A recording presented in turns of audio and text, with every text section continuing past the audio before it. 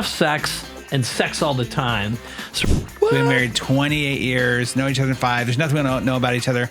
And when I get in trouble in my marriage is when I just a certain amount of time. There was always something in my brain that was thinking about when's the next time I'm going to get sex. And I recognize that a lot of these business owners were doing the same thing. Whereas if you're having struggle in your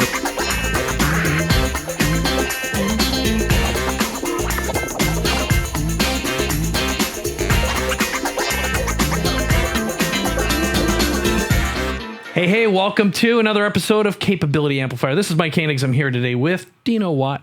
Hi, Dino. Hi. All right. Good to be here. It's so good to be here, and I'm going to get this thing officially rolling with a little intro about you. All right. All right, here goes.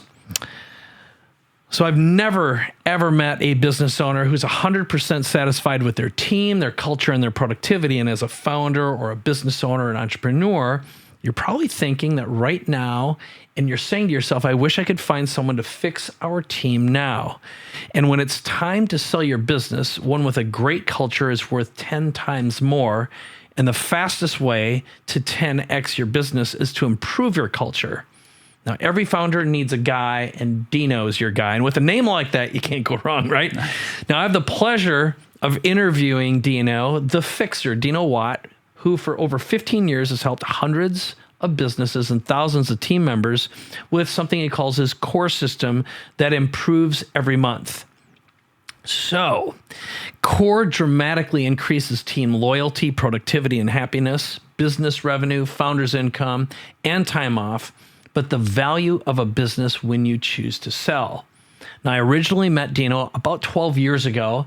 He was a client of mine, and we've stayed in touch over the years, he and his wife, Shannon.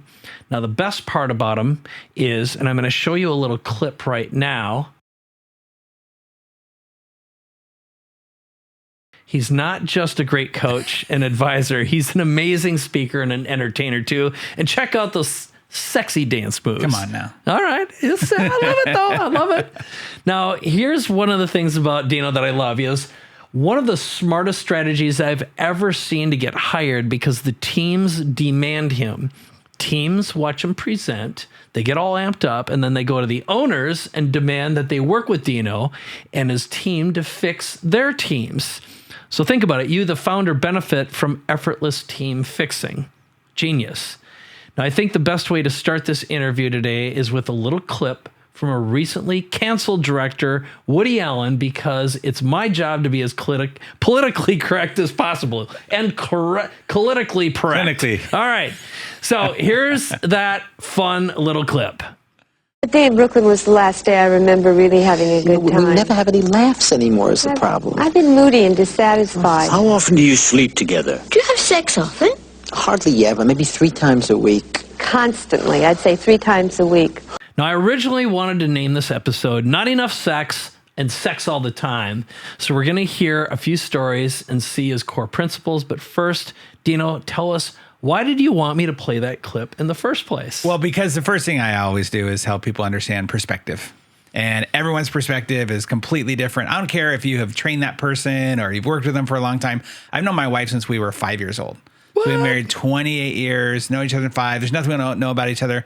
And when I get in trouble in my marriage is when I just assume I know how she's going to react. Well, I think that's the same thing in our business, right? Totally. I trained this person. We worked together for X amount of years. I told them about this last week.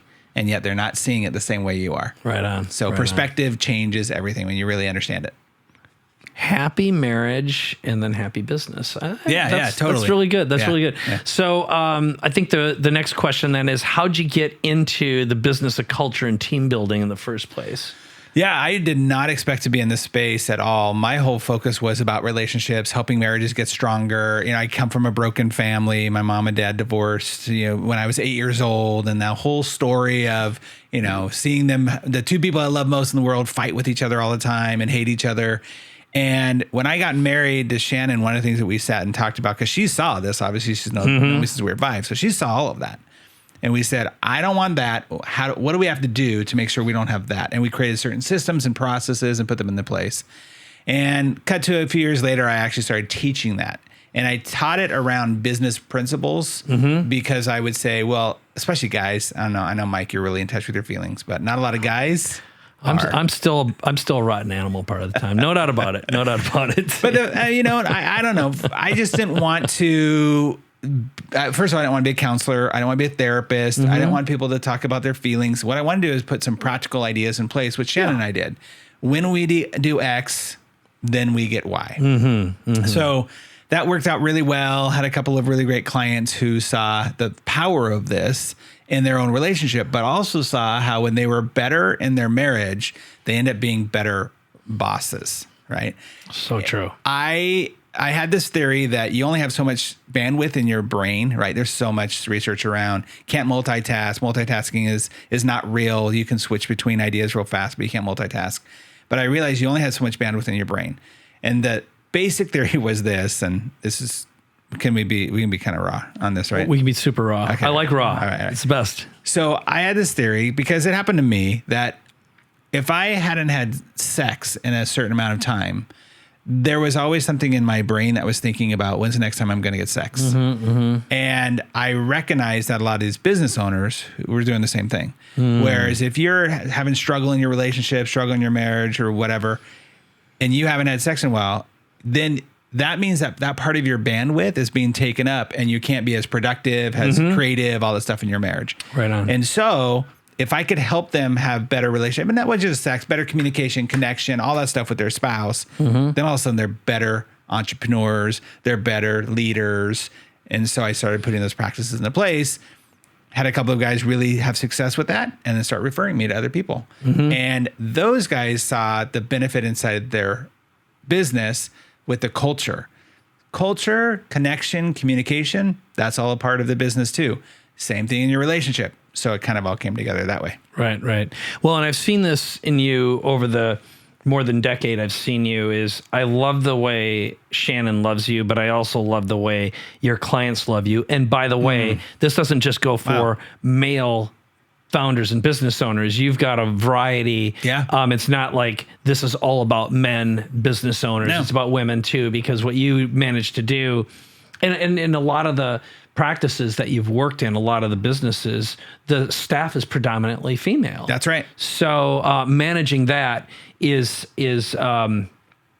really important. So let's talk a little bit about what you do, because I think that'll contextualize the system that you developed when we get into C.O.R.E and how it all works together. Yeah. And we're going to go through some case studies. There's some great tools. We've got a secondary video that goes even deeper into the system. And I think I just want to echo what I said in the very beginning. You know, businesses with great culture attract better employees. 100%. They stick around longer. They're more productive. They go the extra mile, and everyone's happier. Everyone's making more money, Yeah. and that makes for happy customers and clients too. And it doesn't matter what industry you're in. So that's kind of the universal here. But I think when you look at the fact that you've systemized it and combined practicality, systemization, along with the deep EQ, the emotional side. Yep. That's the magic that Dino brings, plus the entertainment, which I can't. It's like you can't get anyone's attention until they fall in love with you first, and that's what you've figured out how to do, and that's what creates the trust, which then gets shared with the founder. So yeah. Well, you even said something at the very beginning that I wanted to touch on about how I really focus on the team members first. Now, when I'm speaking in an event, I speak at a lot of industry events, right? And so I understand something very important that not a lot of speakers get. 99% of the people in that room don't actually want to be there. They're being paid to be there. Right. So you've got an audience. I was just spoken at an event. I had 1,000 people in that room. I knew that 950 of them did not want to be there. And if I would have got up on stage and said, hey, I will offer you $1 and the next hour free to do whatever you want, and you still will get the CE that you want out of this, every single person would take that. 1, 2. 1, 2. Oh, crap, I screwed it up. 1, 2. That's it. Give yourselves a huge round of applause. Neighbors, high five. Get up in your seats. So what I had to realize is, how do I get this room full of people who don't actually want to be there? Sure, there are some who want to learn, but the truth of the matter is they'd rather be with their families or somewhere else. It's not like when you're going to something like a traffic and conversion, right? Every single person that signs up for traffic and conversion wants to be there because they want to grow their business. They're entrepreneurs. This is completely different. So I realized I had to get people on my side and get them really to like me so they'll listen and then go, oh, this wasn't threatening. This didn't make me feel bad. Oh, cool. I want to take this home and also back to the office. And that's the secret sauce that's been for me for a while. And again, this goes back to the culture thing. I go into an office, into a room saying, how do I create a culture inside that room? Well, they'll follow me. They'll listen to what I say and they'll want more of it. Well, isn't that what we want out of our employees? Totally. They'll follow me. They'll listen to what I have to say and they'll want to do more for me. That's the exact same model that I create there. So you asked what I do. I know it sounds kind of trite to say I create great leaders based upon the relationship side of things, based upon and true relationship stuff. I know a lot of people talk about relationship stuff and oh yeah, we got to have better relationships. MIT did all this study recently about how culture is the number one thing that's going to retain people, that's going to be the movement forward in our industry. And people have kind of talked about that for a while, but real relationships mean that you got to get raw with yourself. Yeah. And then you also have to care about that person so that they connect you caring about them, thinking more in their life outside of the business to you, and they want to have more loyalty and stay with you. So I create great leaders and I unify teams. And it's so much fun. I have a great time doing it. Yeah. I don't know if anybody else does, but I have a great time doing it. No, I've watched it and that's part of the fun. And when you were describing this, it reminds me of a little metaphor when I was young. So I grew up, in a little tiny town where we had gravel roads and in Minnesota. And when it'd rain, there'd be this huge deluge of water and all us kids used to run outside and we'd carve little trails in the gravel so the water would go down. And I think the metaphor is for what you do, which is, okay, so a lot of the teams oftentimes, I mean, a founder will say, hey, I want that guy. They get it right away. And they're like, God, if I just had that guy getting things going, great. But if the team says, bring this guy in, and then you carve the trail and the gravel, so then it creates a river and everything stays in one place versus otherwise you're just washing a whole bunch of stuff down. It literally can destroy a street. And then you transfer that, that example to the founder. And when you've got that momentum, you've got the energy, you've got the system, it works. So with that, you ready to go down the core? Do you have something else to add to the? No, I think it's a great analogy. I'm actually literally seeing that today. I was talking to you before we got on. I'm dealing with a big corporation. The corporation's managers or regional reps, they're the ones who saw me. And now they're going to the corporation saying, they're in Paris. These people have never seen me, but this whole, I think it's 10 people that were on that phone call. Now I've got this army of people going to them saying, you need to hire Dino right now. So yeah, it's good stuff. It's well fun. done. Well done. I love that. Well, now you're going to have this awesome interview and even more great content. Yeah, absolutely. All right. Of course. So let's dig into C.O.R.E and how it all works together. First of all, what does C.O.R.E stand for? And, let's hear some case studies, some examples, and get into the meat. Well, the C.O.R.E stands for Culture, Operations, Relationships, and Excellence. And what I did is I realized that in every business and every relationship, there's a center thing that we can either strengthen and it gives us more out of other parts of the business. I don't typically go in and talk to companies about specifically money right away or about some other different processes that you used to have a lot of consultants come in and do. I talk about these 4 core areas because just like the core of my stomach, right? Like when I walked in, you were nice enough to notice I've lost a little bit of weight. Yeah. I mean, since the last time we were together, huge difference. And it's not just the weight. You clearly No, I mean, I see it in your neck. I see it, I mean, everywhere. It's awesome. Great job. And thank you. I appreciate that. And what's interesting is that I with my trainers, whether they be virtual or in person, they're always talking about strengthening your core, right? If I'm doing curls, focus on your core. If I'm doing sit-ups, focus on your core, all that stuff. Well, it's the number one thing that if you strengthen that, then everything else will get stronger around it. But also, if you loosen that, right? If you weaken that, you look at people walking around today and the way their guts are and stuff like that, everything else is going to be flabby too. Yeah. So the same thing in your business. If you work on these 4 areas, strengthen them, everything else is going to get better. You're going to have a better hiring process. You're going to have better money, all that stuff. So we start with culture. With everybody talks about culture. And when I first look at cultures, I look at companies like Disney and Apple and all these companies that are really easy to understand. But I think you can have, and this has been a bit of an argument between my company itself, even my team members. I think you can have a not great product, but if you have a strong culture, you're still going to win. Yeah, totally. McDonald's is a good example of that, right? Yeah. No one's going to argue McDonald's has a great product. Now, admittedly, their fries are like crack, right? Yeah. Like, I mean, they keep coming back, but that's not good for you.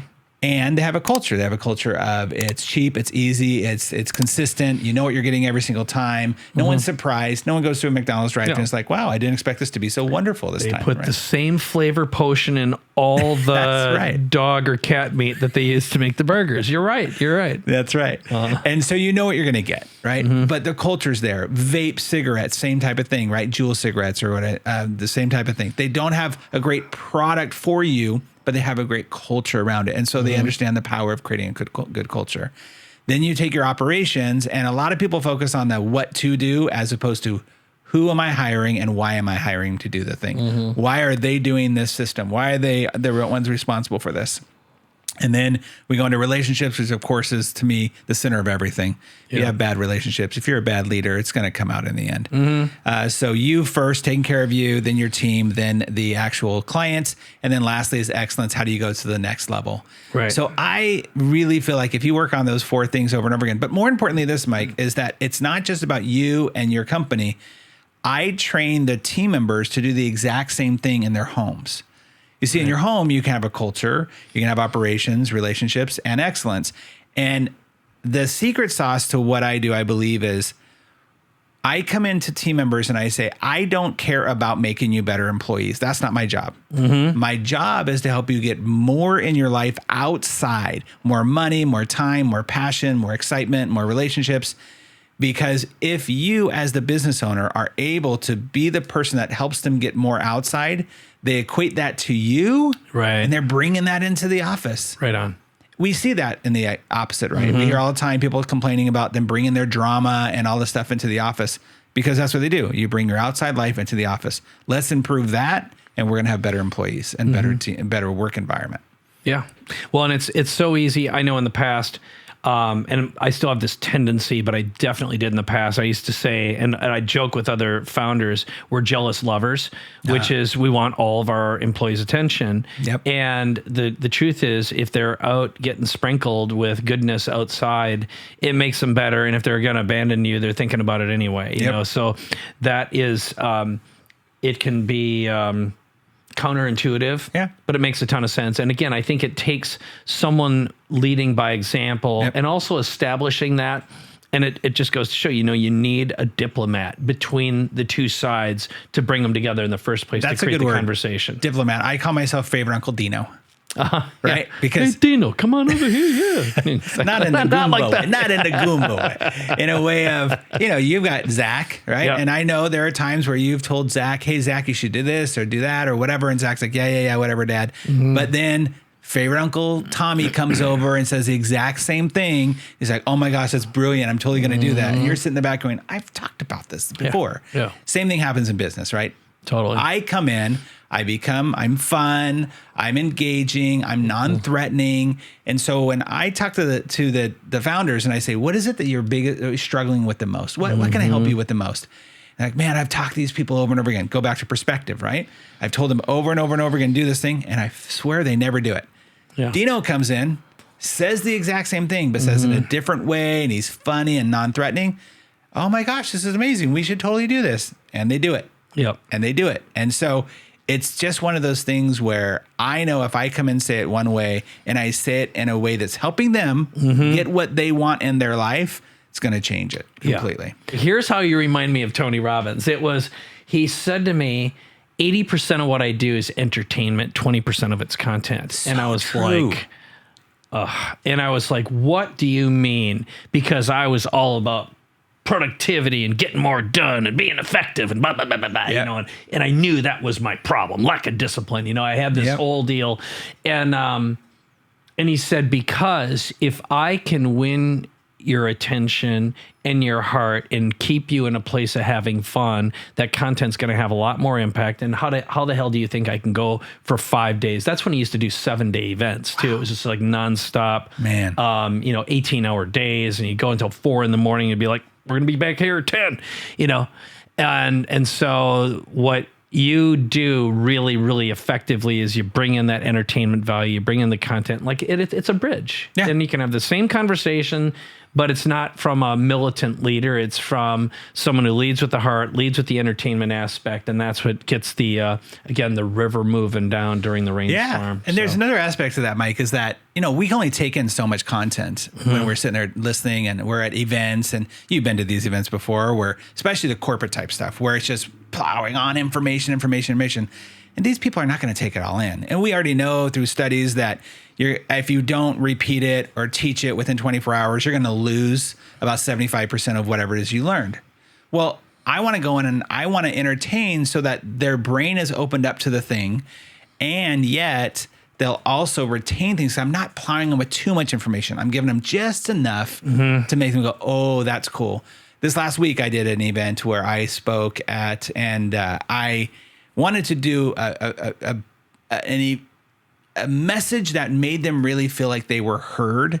Yeah. And so I took a big risk, but at the end, I had people come up to me saying, I can't believe you had us laughing in 1 minute and crying in the next. Yeah. It's like, yeah, that's right, because I'm touching on all those points. Yeah. So that's what you have to be able to bring to your team members, and they'll appreciate you for it so much more. Yeah. Yeah, I love that 80% is the entertainment. Well, here's what I'll say then. This is the hook. It's Dino Watt is the Tony Robbins of creating company culture. He combines entertainment, emotion, and common sense. On the book, front cover. Just like that. Just like that. How do you like that Love one, it. my friend? Love it. That's awesome. All right. Love it. Let's continue on, because I know you've got like some good case studies too, some real life practical examples. So let's get into some kind of meat and potatoes. How does this work? What happens? How fast does it work? And let's get into some of the real specifics that produce some results. This is the rubber meets the road part of the show. Here's the thing is that I want to make sure everybody understands that you need all 4 parts of the core to make things work consistently. And what you'll find in a lot of the testimonials or the case studies that we're going to talk about are people who had pieces, but were missing some of the other pieces. So we didn't just come in and do one thing. We worked on all of them, but they were lacking in this little area here, right? So, for example, Jason West is a naturopath, chiropractor. Yeah. He's out of Pocatello, Idaho.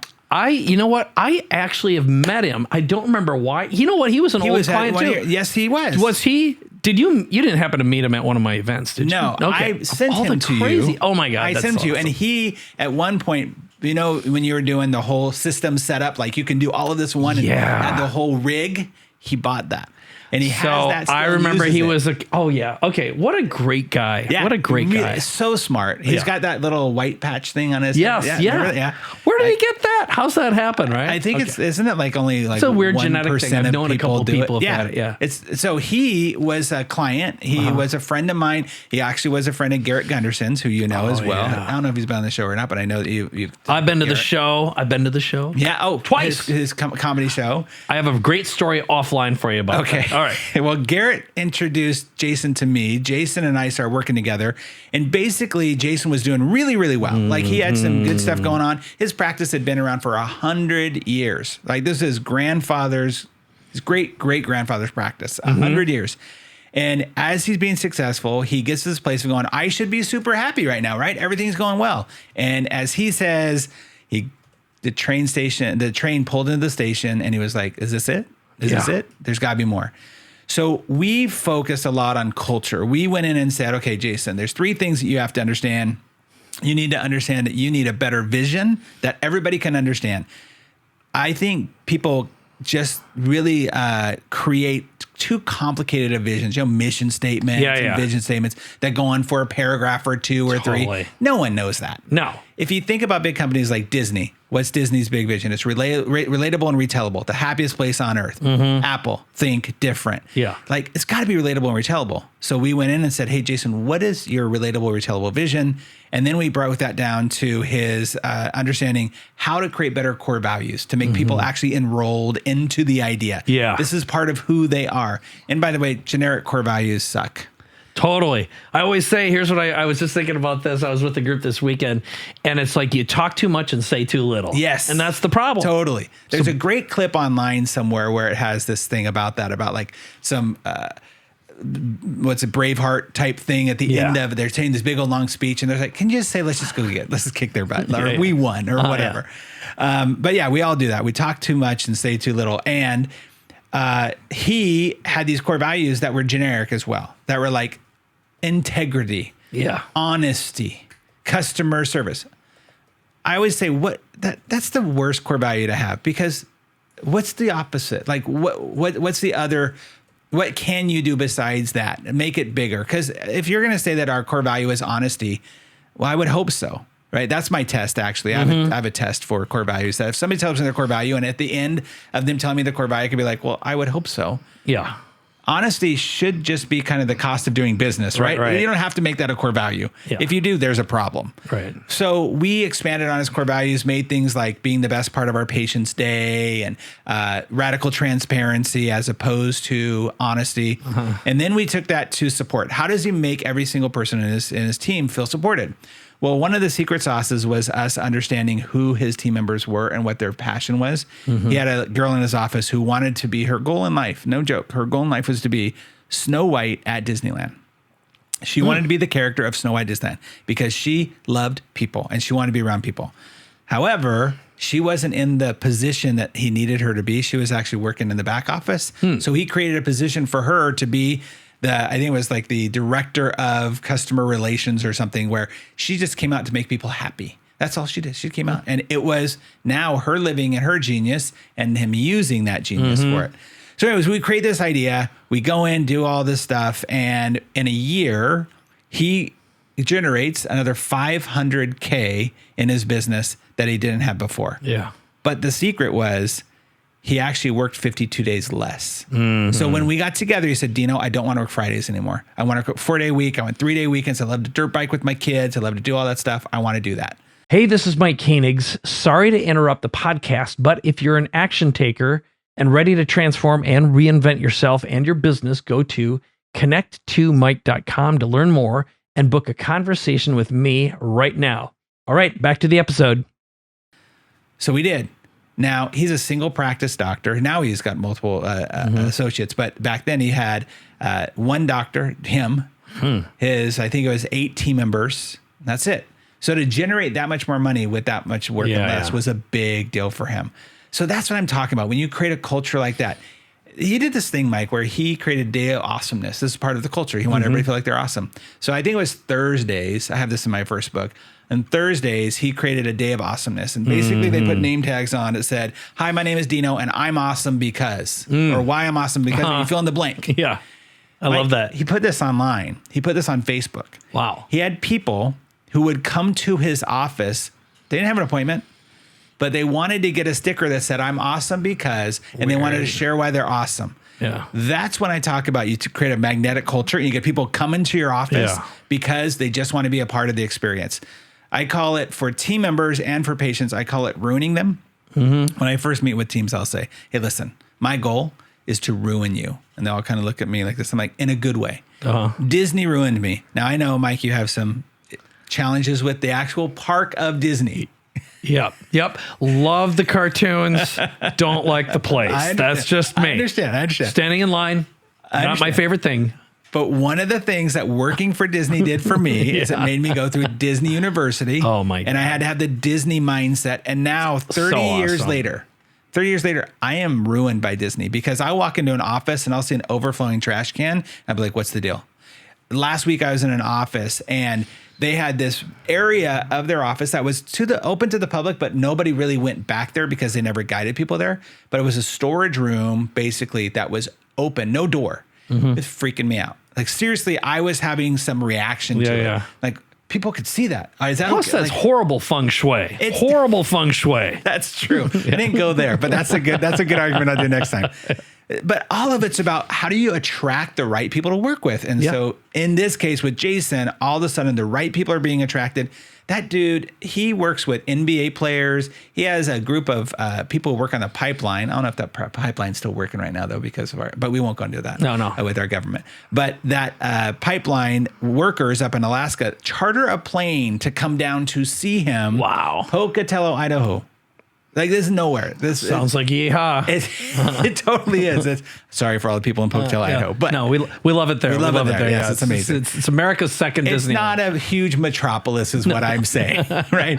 And so, but people charter an aircraft to come. People like a prince from Dubai is coming to see this guy. Great. Like that's the point: is that you create a culture, people will totally. Come. Yeah. Well, plus the other thing that you and I have talked about is when you've got a great culture, that basically writes your marketing for you. Absolutely. Right? 100%. It's the story. People come in and they start performing the story of the culture, and so do the employees. I mean, it's just got this cascade effect. So, all right, we could spend a week on that. I know you got one more thing. You don't even know that I do this, Mike, and you just said that, which is so crazy. So I take people through a core values creation process. And what I'm going to spoil it now, but that's okay. Probably team members aren't going to listen to this.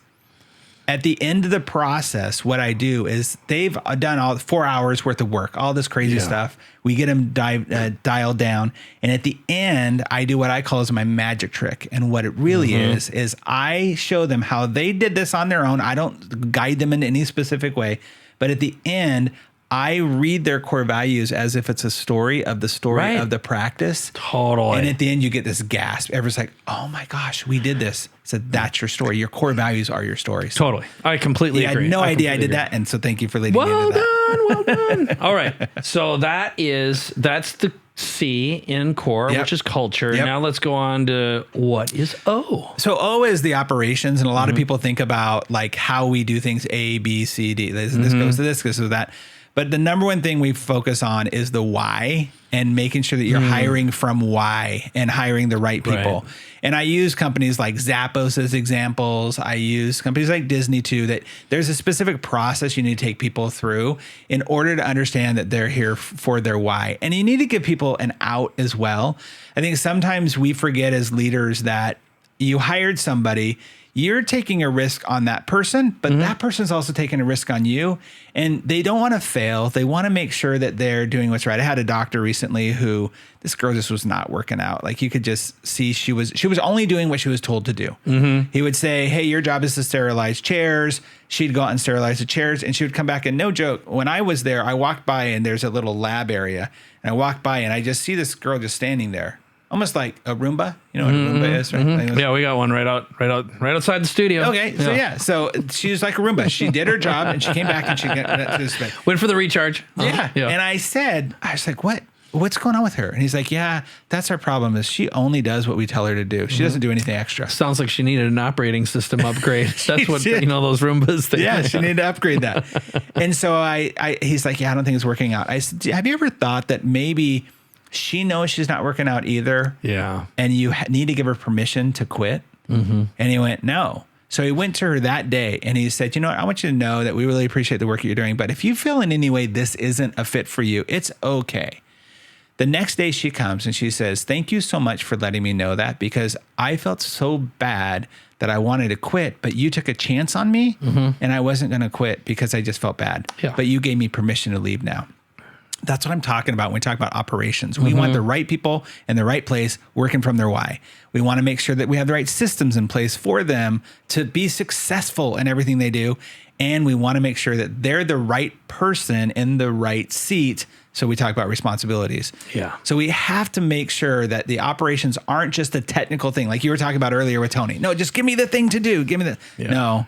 We need to make sure that people are working from a why. As a matter of fact, Garrett says this that I love, and I use this quote from him all the time, and I give him credit for it, which is that when you hire people for a task, you create enslavement for yourself.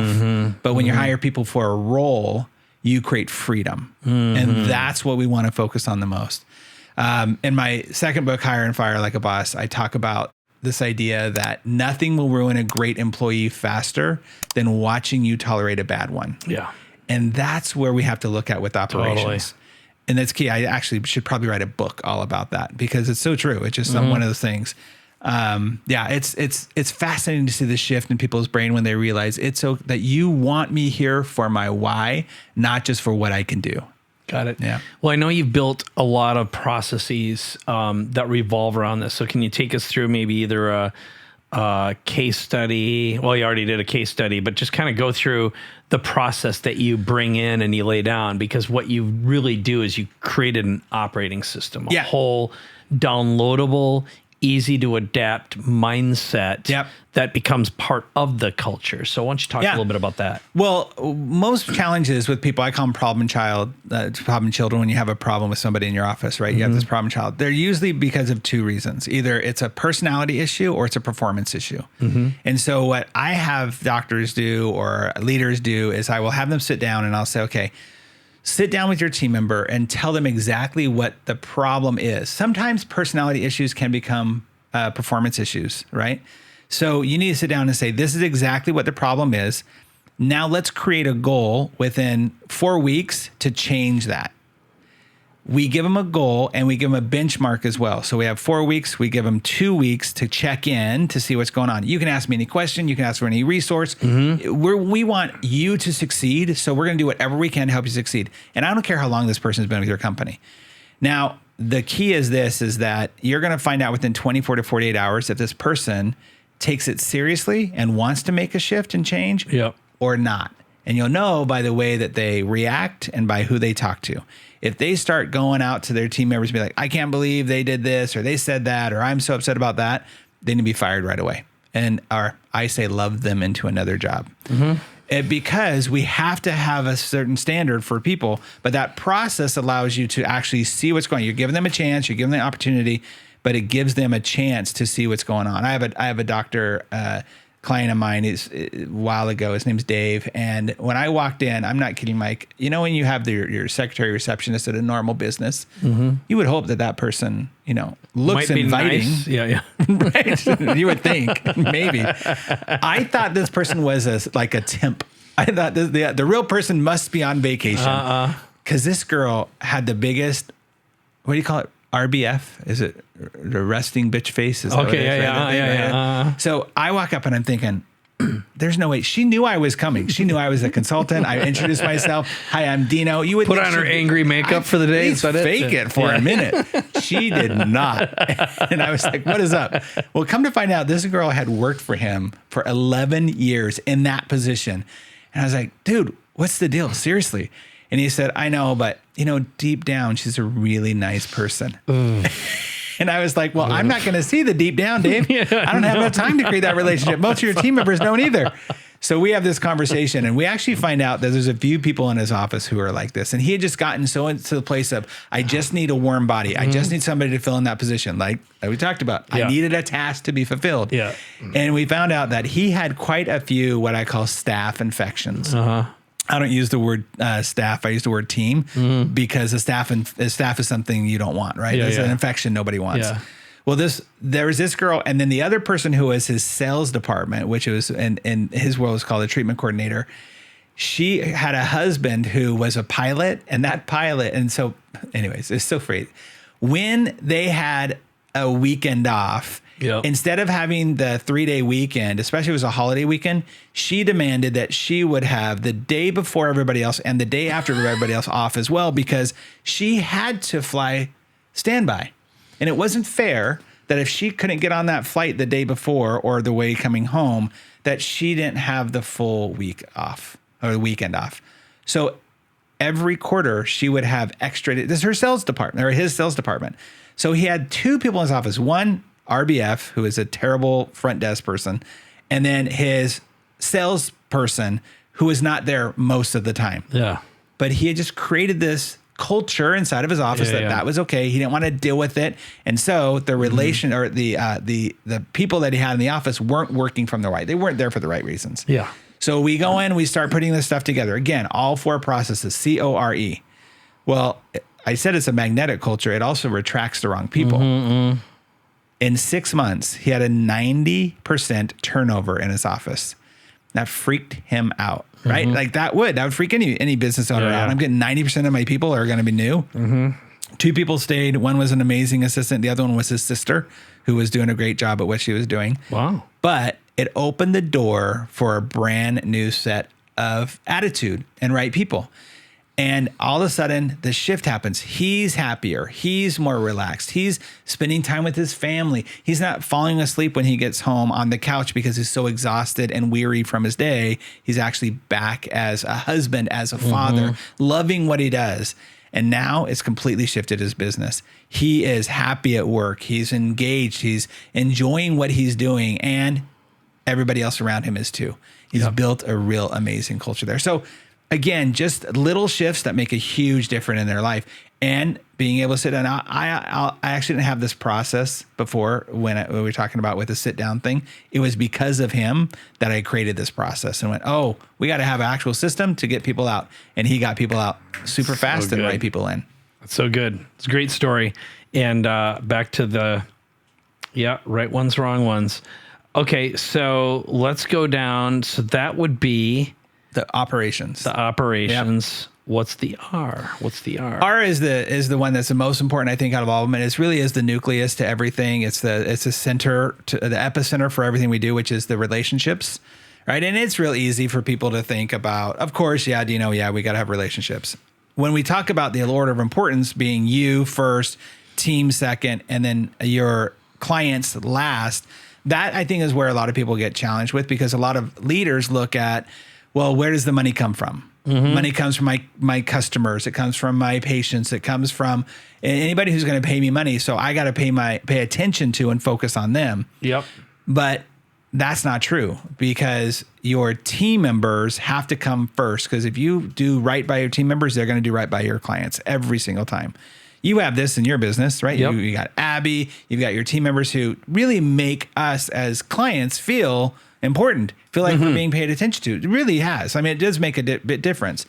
And now I'm like, ooh, okay, Mike has set up a system where it makes me feel good and make me feel important. I talk about often, again, I'll go back to Disney. Well, we use Steve Jobs. How long has Steve been gone? He's been dead 10 years. 10 years. Yeah. You still go into an Apple store and you still feel the presence of Steve Jobs. Total DNA transfer. Absolutely. Yeah. And still the most valuable company in the world most of the time, right? Which tells us 2 things. Yep. Number 1, everyone's replaceable. Even Steve Jobs was replaceable. Yeah. But what he did is he left that DNA, that imprint, so that his team members, every single one, listen, there are no geniuses at the Apple store, but you have a genius bar because he left that imprint to make you feel like you're a genius, that you're talking to somebody who knows what they're talking about. It is a beautiful, brilliant frame. It really is, right? Is. And look how many people are trying to repeat it. Yeah. I have clients in the dental and ortho space who are trying to repeat that same feel inside their office. When you create that relationship of feeling of importance, it trickles down for sure. Totally. But the biggest challenge, of course, is taking care of you, taking care of yourself. Yeah. I have a client up in Wisconsin, and she is someone who I call her Dr. Jackie, and she is young, like she's 36, and she had hired all the process people, right? She hired everybody who would tell her how to put this system into place and how to answer phones and how to collect billing, all that stuff. Did great. But the thing that she was missing was this idea. She's a mom. She's a wife. She works with everybody else in her office as a mom and a wife as well. And she knew that she wasn't taking care of herself and cultivating the team aspect of that, the relationship there, as well as she could. Yeah. So that's where her focus was. When she hired me, she was like, Dino, seriously, I just need us to feel like a family. I need us to feel more connected to one another. And she's someone who she's had another consultant who knew what I did suggest me, because that consultant was really good at doing what she did, but not that leadership aspect of it and taking care of you. She wanted to focus on her relationship with her spouse. Her husband worked in the business with her. She wanted to work on the relationship and that balance of being a good, a mom, as she saw it, quote, good mom, and a great business owner. And so we focused all on that. How do you build that relationship together? How do you build that family aspect inside of it? Building a true team. And she just can't fully disclose the numbers, but she just partnered with a very large, what we call a dental organization, venture capitalist, if you will. Yeah. Basically a PE firm, potentially. Yeah. She's 36 years old. She never has to worry about money again in her life. Yeah. Now think about that as a mom, even as a dad, to be able to go, I never have to worry about money again. I can do whatever I want. I can keep doing this thing. Sounds terrible, Dino. Right. Sounds terrible. Yeah. It's awful, right? Yeah.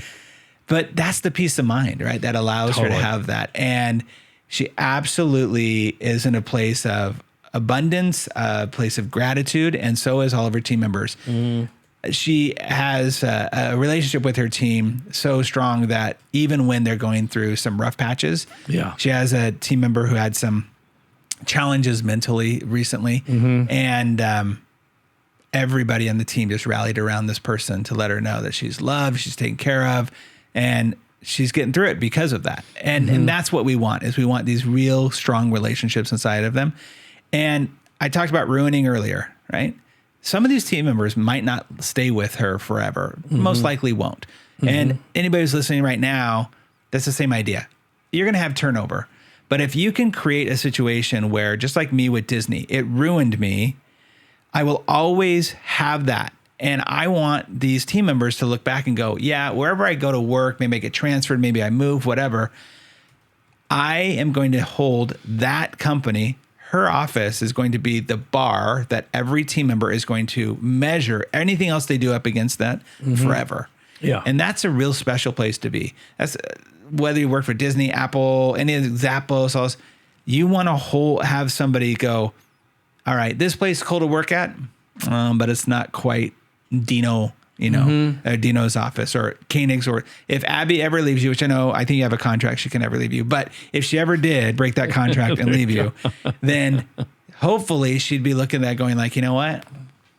This is fine, but it's not like working with Mike Koenigs. Yeah. Well, my hope would be, right, and this is coming from a very genuine place, is I want my team members to feel like they get to express themselves and not just be heard, but feel like they're participating in someone else's life purpose. Because that's how I feel with what I get to do, is I get to upgrade souls. And so if they get to participate in a full soul upgrade, and the feeling of service that you get from such a thing, and I think that mindset is transferable. Yeah, and I don't know if I would have been able to communicate unless I was listening to you right now and thinking about it through that lens. So upgrade souls. Yeah, that's cool. Yeah, that's really neat. Yeah. I think that oftentimes we forget to ask ourselves those deeper questions that will help move the needle for us. We live in such a world of, I do a whole training around questions and how do you ask yourself better questions? How do you ask other people better questions? And we often live in the surface level thing, right? Of what do you want? Well, I want more money, or I want more time, or more freedom. Those are all good things. Okay, but what's the deeper of that? And I think we have created a situation in our society where we're so used to those surface level questions that we don't go deep with one another. We also don't go deep with ourselves.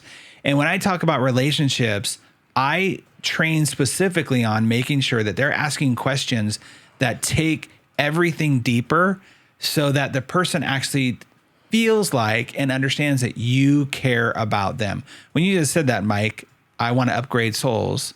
I want my team members to know that they're in a process of upgrading souls. That's pretty intense. And it's also very rewarding. And I think that's what we're all about on this earth anyway, is connecting with one another, making sure we're all connecting at a certain level. And if you are providing a space for your team members to be able to do that for your clients, that's huge. And it's felt, and it's radiates throughout the entire business. That's really, really profound, really profound. So let's go into the E in core. I think the E might be the hardest one for a lot of people. I think relationships, focusing on yourself, that can be challenging, right? Because we're givers and we want to help people and stuff, and you don't want to feel selfish. But E for me is a bit challenging because E is about excellence. And it's real easy to get in that space of, well, we're doing well, we're doing good, can't complain. So I actually have a measurement that I do for all of my doctors, where I talk about this idea of you're running your business in three different ways, either through disdain, default, or design. And disdain is it's everybody else's fault. I can't, the economy, the government, my competition, all of that. It's everybody else's fault. You're pointing the finger out. And this is where a lot of people are, especially right now, because it's easy to do that. Matter of fact, the news tells us to do that. It's okay. It's everybody else's fault. The inflation, the problems that are going on. So that disdain is prevalent. And then default is where most people are in their business, though, because especially if they're kind of successful, hey, they look successful from the outside. They're making money. They're doing all right. So that's the default one where a lot of us are. And I can tell you, I've definitely been there. Like, I'm making money. I'm family's fed. Bills are paid. Totally. Can go on vacation once, twice a year if I want. Right. That's not bad. Totally. Yeah. You fall in love with the status quo. It gets comfortable. And, and then some part of you starts to rot. So, that's so true. That's a good word, rot. Yeah. It is, because you feel like there's something else. The key words that I listen for, the phrase is "it's fine" or "I can't complain." Right? Who am I to complain? I got this all going on. Oh, from Minnesota, where I'm from, my mom and dad would say it's not that bad. It's not. It could that be bad. Someone lost an arm. It's not that bad. Yeah. Yeah, that's right. I mean, I'm not kidding at all. Could be worse. Yeah, right? totally. It could be worse. God. And that's true, right? We all fall into that trap. So that's the default person. And then fall in love with mediocrity. But that's the thing. Like you said, it rots because there's another level. There's another thing inside of you. You're like, dang, what else could I be doing? Or if only, right? Yeah. If only I didn't have to worry about this or I could do that. So this is another Tony Robbinsism. Never should on other people. He's right, or shitting yourself. all over yourself, right? Yeah. Then the third is design. And design is a whole nother level. And design is where excellence comes in. Because design is where you say, where I am right now, this is just a building block to the next thing. And some people will even try to tamp you down, right? You have people in your life who'll be like, hey, like, why are you pushing so hard? Why are you doing this? It's okay. And it's because we live in a world of mediocrity. And so good is where a lot of people end up being. Fine, okay. But excellence requires three very specific things. And if you look at everybody in our world who has achieved another level, whether it be Richard Branson, whether it be even, I read this thing once about how Socrates had a student who, Socrates had a mentor in his life to help him see things he couldn't see. Now you think about Socrates, he's a great philosopher, right? He obviously thinks not like he's living nowadays. He thought for a living. We have people like that in our life right now. We've got great athletes. We've got great business people. All of them have one thing in common, and it's having a mentor. It's having somebody that can see things that they can't see. I use Tiger Woods as an example all the time. Fascinating. Here's a guy who has, and I know he's struggling right now, but throughout his career, this guy's done amazing things, and he's always had specifically 3 different coaches. None of them ever won a PGA Tour.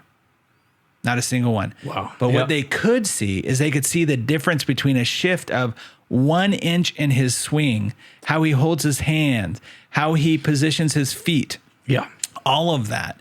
Now, he's always obviously got other people, mindset, people we hear about. I'm not a huge sports person, but I love sports analogies and examples. And Phil Jackson was famous for having people really understand the mental game as opposed to just the physical game and really visualizing what you do.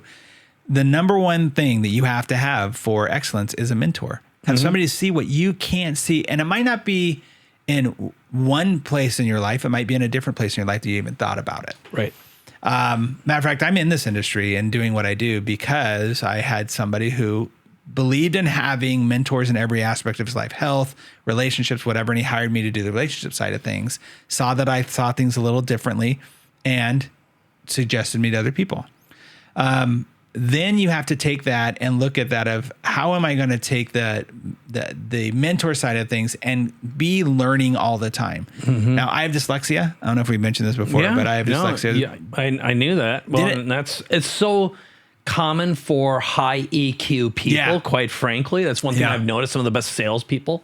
Yeah. Dyslexic. There's a study that came out recently, I think it was Harvard, and they talked about how we need to stop, or as an article, we need to stop categorizing dyslexia as a learning disability, and it's more like a superpower. Totally. Because you can see things that other people can't see. Without exception. That's been my experience. It's fascinating too, because I didn't know that my whole life. I thought I was in the red reading group, growing up. You know what I'm talking about? I got lumped in because I did not learn like anyone else. No. It's like I was totally a kinesthetic learner. Yes. And I have to do. Yes. I'm not a good student at all. I'm a really good listener. Like I can hear stuff and retain that. You are. But I didn't know that, right? So I thought I couldn't learn. Matter of fact, I was told that. When I was a kid, my 3 brothers and I had to take this assessment. My mom tells us a story now that when we got done with the assessment, the person brought my mom in and basically said, hey, don't ever expect your kids to be anything more than like auto mechanics or construction workers. This was back in the 70s, right? Right. And good for my mom. And there's nothing wrong with auto mechanics or construction workers, right? But my mom was like, I'm not telling my kids that. No way am I going to tell them that. Totally. And they didn't even test me for dyslexia at the time. I didn't know I was dyslexic until I had my son tested because he was having some challenges. And I looked at his test and I was going, what? That's totally me. And I see those things. And now I have to do things to warm up my brain. But the point is that I thought I couldn't learn. And if you are in a space of thinking you can't learn, then you're not going to have growth. Yeah. And the industrial learning system does not accommodate. That's right. People that are, I'll just say, like you and me. That's 100% correct. So if you're in a place of thinking you can't learn, then you're not going to learn. But there's the other side of that too. Unfortunately, we have people, and I deal with very smart people who think they don't need to learn anymore. Yeah. They've learned it all. Now they'll say, no, Dino, I'll learn this technical thing, or there's new technology. I want to learn about that. Yeah. They're going to rely on their own superpowers, which has been industrial learning. That's right. Yep. And put your nose to the grindstone and just figure it out. And that's one of the big challenges that I see with a lot of my clients is that where they will say, I'm having a struggle. I'm having a challenge. How do I get out of this? I just work harder. I just really put more time, effort. Matter of fact, you had an interview recently that I listened to with Francombe, is it Francombe or? Francombe, yep. Francombe, okay. Yep. Where he said this in his thing where he went, what do? I just work harder. I wanted to get more successful. I just got to put more time and effort into it, even though I'm leaving my family behind and I'm not focusing on those things, right? That's a lot of people's mindset. Yeah. And so if you're in the place of I don't know how to learn or I can't learn or I've learned it all, and I know nobody's going to admit that, but that's kind of how they feel. It's like, I got this far by putting my nose to the grindstone doing this. Why should I learn more about this thing that doesn't feel like it's connected to my thing? If it's not the technical thing that I do, if it's not a process or a program, why should I learn about relationships, mindset, scarcity versus abundance, right? All that stuff. And so that's the second part of excellence is understanding what you don't know. I don't know what I don't know, so I'm going to learn more. And then the third thing is something that I think a lot of people struggle with is this idea of celebrating their successes and really in a big way. Being willing to say, hey, you know what? I decided to, or I made it to work on time, or I made it to work without getting a ticket. Even small successes lead to big successes. Or we can look at things like, hey, I've been in business for 5 years or 10 years, or I have these many team members, or I hired a successful person to do X. Those are things to celebrate because the more we celebrate those successes, the more we're going to get them coming to us. Right. I use football players as an example that it's fascinating. Are you a big football fan or anything like that? I was not born with the pay attention to sports gene. Me neither. That's awesome. I love that about you.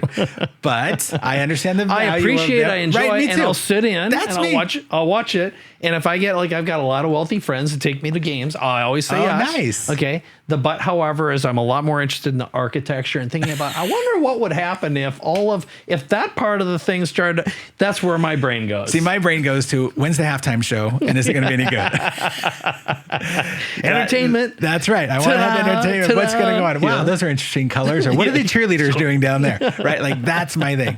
But what's interesting to me about football in general, and I think it's every sport, but football is very fascinating because if you have a football player and the team's going down the field and they get a yard further towards the goal, they celebrate like it's crazy. They get a first down. It's nuts. Everyone's going crazy. The whole crowd, everybody. They're celebrating the entire way down the field. They don't wait till the actual goal. Do you know, I've never thought of that before. Maybe that's why I'm like, I've been like, get to the end. Right. Get to the end. That's right. I don't care. I'm not a happy with the process guy. Right. Yeah. You want to get to the end, the final thing. Yep. But football players show us, you get every inch is another celebration. Matter of fact, we both know Bo Eason and his example of what he's done in his life. He tells a story of Jerry Rice and how Jerry Rice has it in his DNA to whenever he touches that ball, he's going to the end zone. Totally. We have to have that more in our life of like, what's that little step to get here? Even if we're not getting to the end zone, we're going to celebrate all the way down the field. Well, we don't do that enough in our businesses. Totally. And so I ran into a client who was super successful when it comes to culture and operations. He had it down.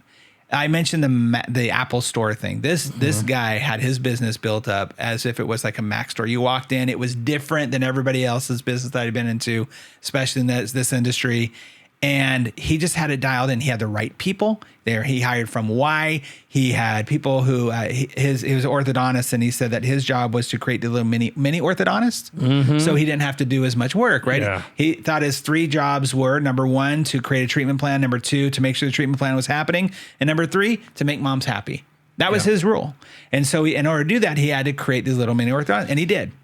But where he was lacking was in the R and the E, because he couldn't see what he couldn't see. And so relationships and excellence. Okay. So he actually tells a story from stage. So, I know that he'd be okay with me talking about this, but he reached out to me the day his wife left him.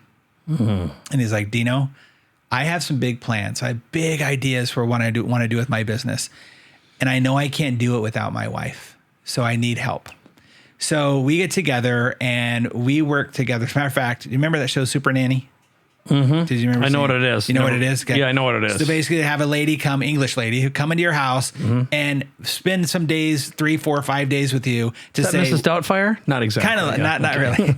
She kind of like that, where she would come in and say, "Hey, this isn't a good way to discipline your kids," or "This is why you're not getting the result from them that you want." And she'd literally be in their home with them. Now, how many people would like I remember that? seeing clips of this. Yeah, totally. Yeah. I mean, it was a reframe of epic proportions. That's right. Great. Sit here, do this. Same thing you'd want in your business, right? To have somebody come in and say, "Hey, this is how you should set up your studio," or "This is how you should talk to your clients," or whatever you want to do with that.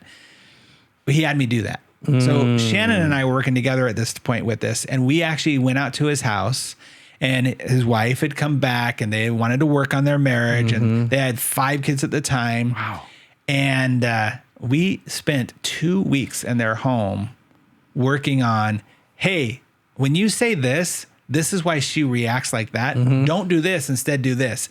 And we super nannied them for 2 weeks. Now, I don't do that with all my clients. I did that every once in a while back then. But what he recognized was after we get done, it's being very successful. He says, Dino, in my office, I'm married to 20 other work wives. I don't communicate well with them either. Wow. If I'm not doing that well here with my spouse, I know I'm not doing it well in my office. What can we do? So he hired me as the mentor of the office to come in and help them see what they couldn't see. Again, this guy's super successful, very good business, but he wanted to take it to a whole nother level. Couldn't do that without the relationship, the core relationship he had. And understanding that he couldn't see what he couldn't see. He was standing in the jar trying to read the label. So I come in, and the couple of things that were really beneficial about this is that my whole experience up to that point was not in their industry. Yeah. So all the consultants that he had ever hired before were people who were, let's just say they worked the front desk, and then they worked themselves into another position. And then they were like, oh, I have a really cool system about this. I'm going to become a consultant. And that's what we end up happening with a lot of consultants in any business, right? They're really good at this thing. They have a system, a formula, a process. Let's go teach other people how to do that thing. But the thing that I had that nobody else had was I wasn't from the industry. So I'm looking at what they're doing in their business like a business. I'm looking at all the things they're doing with fresh eyes. And so I come in and I say, well, why do you do that? I'm questioning. Why are you doing this? Why are you doing that? And all of a sudden things start shifting. Oh, why are you accepting that from your manager? Why are you accepting this from your team member? And we started shifting. How come you're not looking at your business in the sense of marketing this way? So they start shifting, and they shift and shift and shift. Well, obviously it's not just from what I did, but a big portion of that relationship side and that excellence side helped them out see things differently. So he took his business and what he wanted to do. I didn't know it at the time, but I remember sitting down at the table and him saying, Dino, this is what I want to do now that I've got this in place. He wanted to take his business and basically franchise model and go across the country. Cut to, he now has 350 offices around the country. He just partnered with a venture capitalist firm for a valuation of $2.5 billion. This is a guy who started out with one office in the middle of Texas, and now less than 7 years later has a valuation for his company for over $2.5 billion. And we talk about it all the time. He says it from the stage all the time. He's like, it would not have happened unless I had the mentor to show me how I could strengthen my relationship and see things that I couldn't see. That to me is the most valuable part of it, because he's not only that, you said, wow, at 5 kids, they now have 3 more kids. They have 8 kids all together. And they built their fantasy ranch in the middle of Texas. He's amazing. He's doing such good stuff. But I love seeing that because it all came from his humility of being able to say, okay, I don't know what I don't know. I can't see what I can't see. You got to point it out to me. Yeah. And he also is the person who kind of pushed me into a specific industry that I never thought I'd be in. So it's really been fascinating to see. But understanding that we have to work on all 4 areas, not just one. And if you loosen one, everything else kind of falls apart. Right on. Nobody, have you seen those guys, those memes where you have like the guy with the one arm that's super buff and the other one arm that's not, because all he does is curls? Yeah. Or he's got only strong arms and he's got like flabby little legs. Yeah. You can't do that. You got to work on everything or it's not all going to be strong. Well, and so for one thing, congratulations. It is a great case study, and it also explains why moving forward, Dino Watt's negotiating royalties into every deal you do. I'm learning that from you. I love that idea. I'm totally exactly. All right. We're talking if there's a mega upside. That's right. That's right. Because or what do you call them? Phantom stocks. Yeah. Right. Yeah. Stock, I love that. Yeah. Well, there's a whole variety. It's sort of like what I call it is, it's revenue plus generations. Yeah. You participate. Never tax anyone on their own money, but on the increase, in revenue, right? I love it. And that is, it's very profound. So let's go down a path. So we went through C.O.R.E. Yep. Some good case studies. And there's 2 things here. One of them is what I'm hoping is that folks who've been listening to you are inspired and they're like, okay, I got to get this guy in my business. And so we've got some great tools, some great giveaways to give away, and another video where we went down even deeper. Yeah. But so let's just assume that founder brings Dino Watt in. You're everyone's best friend. Yep. The team's inspired. The team's happier. The customers and clients are happier. People are more productive. You're making more money. Valuation of the business is increased. More time off. And if founder wants to sell business, they're going to get more in the valuation 100%. because the business is more systemized. And that is the thing that's hard to measure, which is the value of culture and what that does for the business, but it's immediately apparent. Well, Mike, I have there's a company that does these kind of buyouts or partnerships that I've worked with a few times. And they're a broker. Basically, they're a broker, go out to find the highest bidder for these practices. Yep.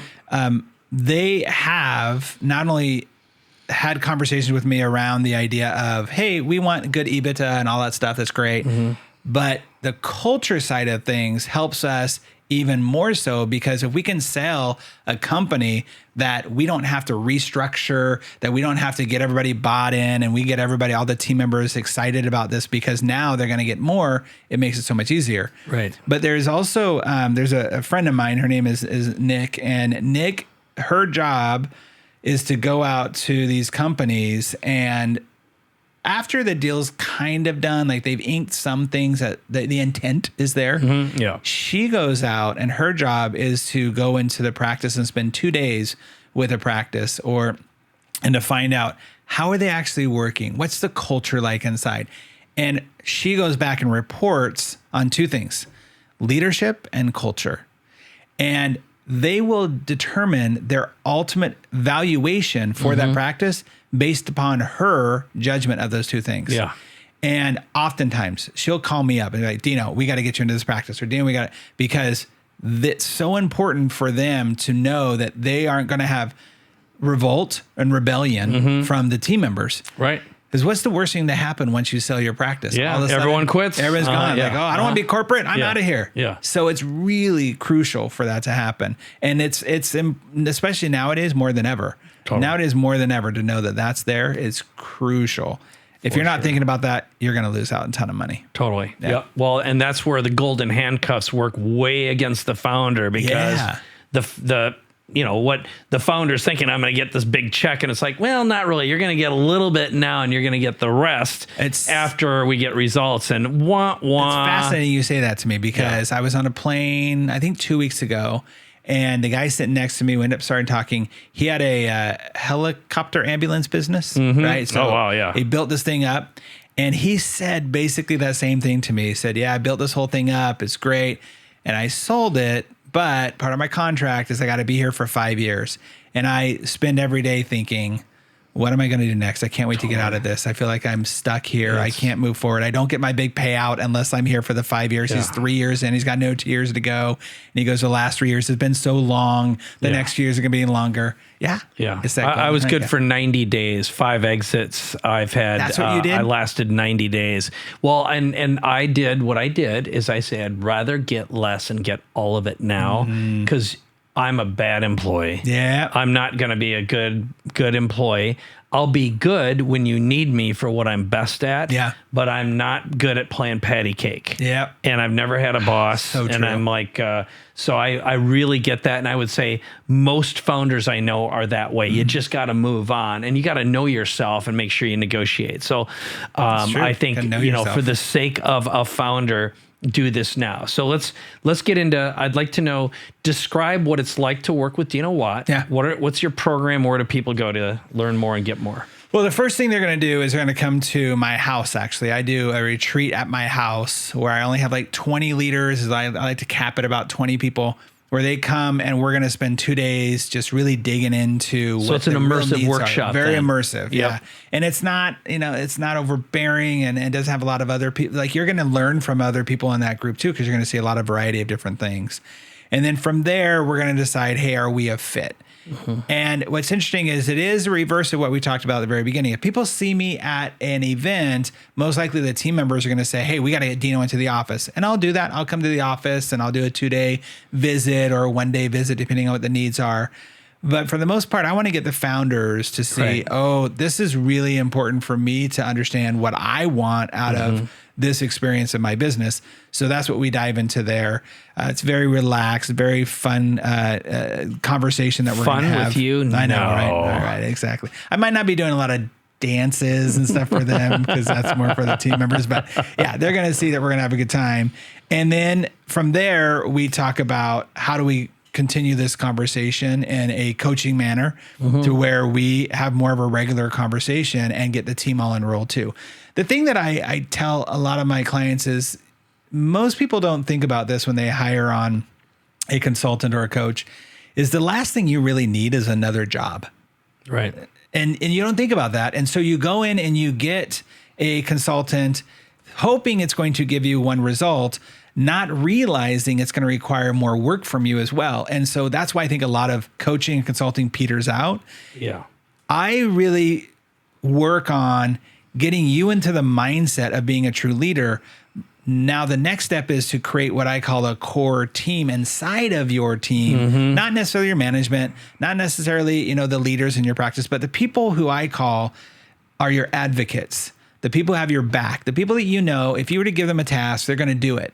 And they're going to help support you. So you're not sitting there going like, oh, great, another job I have to do. That's crucial because I want you to have more freedom, not more. Now, I will tell you, in fairness, probably the first month, maybe month and a half, you are going to have some more work to do because I got to get to know what's going on in your head and what you truly want. But after that, now we're just working on that the entire time. So. That's well, and as someone who's done a lot of workshops, I know for a fact the value of that. You can accomplish so much, and the fact that you're with other founders is a massive difference because we all learn better that way, and the relationships, the deals that can be made. It's not just the experience; it's what happens after that. And of course, you do one-on-one too. But But it's a brilliant model. I know that from past. I wonder, Mike, on your experience too. Since you said that, do you find that people from different industries totally open up the mindset from somebody? Like, I think that sometimes I have people who will say, well, I just want only, founders of this, or I only want doctors, or I only want this. And I'm like, no way. You want to have a mix of other people because you're getting outside of your mindset. The more diversity, the more men, the more women, the more pure diversity, cultural diversity, industry diversity, and even business size diversity, the better, because, and again, part of what happens is lifelong relationships are created when you get people with common values in the room. Yeah. And I love, that's something that you have, is you have so much diverse experience in so many different industries. That makes a big difference. But also, you've dealt with, $2 million businesses, just like someone who's got something that's valued at $2.5 billion. Right. Okay.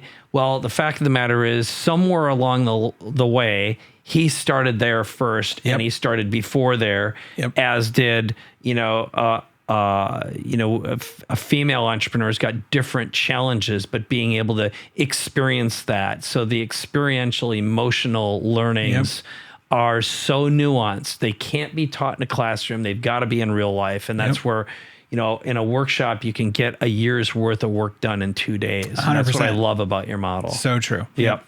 Okay. So where do they go, and what's the application process like? How's that for a setup? That's a good setup there. So they're going to go to the fixourteamnow.com, and they're going to figure out, or they're going to give us an application. They're going to let us know what is they're challenged with, or what they think they're challenged with. And then we're going to have a conversation. We're just going to get on a call, have a conversation, and see if they're the right fit, and if I'm the right fit for them to come out to the house and do the workshop. Yeah. And it's really super simple process, very easy. I don't like to overcomplicate things. No. I like to make it straightforward. If it's not a fit, it's not a fit. Cool. And if it is, let's get something done. Yeah. Awesome. Well, I love the process. I love the model. I love your content, and I love who you are. I love your wife and you. It's been great spending time with Shannon and you, and now that you're newly empty nesters. Oh, it's the best. What a great life. Mike, join us. Yeah, I am. As a matter of fact, for the record, my son is 20 today that we're recording this. Yes, that's right. So, and we're experiencing the better share of empty nesting. They're never, I know. Matter of fact, it's funny you say they're never, because in I think a week, we're going to have 3 of our kids back home for a month. So Shannon and I are really having discussions about it. It's like, wait a minute. So I can't walk around naked right now. Okay. Crap. Yeah. No, I really understand. So, again, it's Fix Our Team Now. Go there, you take a brief assessment, fill in the blanks. What you're going to find, if you didn't figure this out already, Dino's super easy to talk to, and he's a straight shooter. He's just going to tell you right away, look, I know exactly what you need. And he will be able to dig in deep. And part of the reason why this model works so well is because he starts with you. The first operating system upgrade begins with you, and then it's the team. And he's got a very flexible program. It's going to be customized for you. But what you need to know is he's got systems. He's got mounds of great content and resources. And by the way, at fixourteamnow.com, there's also an additional download video, because Dino and I have recorded a special webinar where we actually go through more of the process. So if you're more of a fact finder, you need some more detail, you can dive in deeper, and you'll also get a really good sense of what a systemized process is as well. So with that, anything else that you want to finish up with? There's also a quiz up there, right? They can do the QR code. We have a quiz where Yes. they can actually test and see where their culture is right now. There's 4 different values of a culture. They can see right there how toxic or hopefully not toxic their culture is. Great. Yeah. Fantastic. All right. So with that, thanks for watching. Thanks for listening. This is Capability Amplifier. My name is Mike Koenigs. This is Dino Watt, and we are going to wish you a great day, a great week, great month, and your best year ever. So long. Let's say goodbye. Bye, everybody.